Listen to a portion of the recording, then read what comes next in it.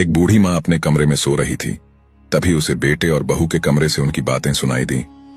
बेटा कह रहा था कि मुझे मुंबई में नौकरी मिल गई है, लेकिन हम तीनों वहां नहीं रह सकते क्योंकि कमरा छोटा है और दोनों जगह का किराया में नहीं दे सकता, तो क्यों न हम माँ को वृद्धाश्रम छोड़ दें।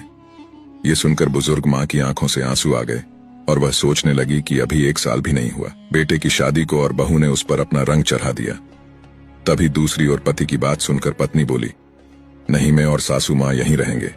मैं पढ़ी लिखी हूं, मैं बच्चों को ट्यूशन पढ़ाकर इतना तो कमा लूंगी कि अपना और माँ का गुजारा कर सकूं। और आपने तो बताया था कि माँ ने आपको लोगों के घरों में काम करके पढ़ाया था। सोचो, अगर माँ भी आपको किसी अनाथाश्रम में छोड़कर अपना जीवन शुरू करती तो क्या आज आप यहाँ होते। आप मुंबई में जब सेटल हो जाना तो वहां पर एक बड़ा कमरा ले लेना, तब हमें भी बुला लेना। वैसे भी माँ वृक्ष सामान होती है, वो सिर्फ छाया ही नहीं फल भी देती है। बहू की बात सुनकर माँ की आंखों में आंसू आ गए और उसे भी समझ आ रहा था कि उसे बहू के रूप में एक बहुत अच्छी बेटी मिली है। दोस्तों, कहानी का भाव यही है कि सास बहू का रिश्ता भी माँ बेटी का रिश्ता है।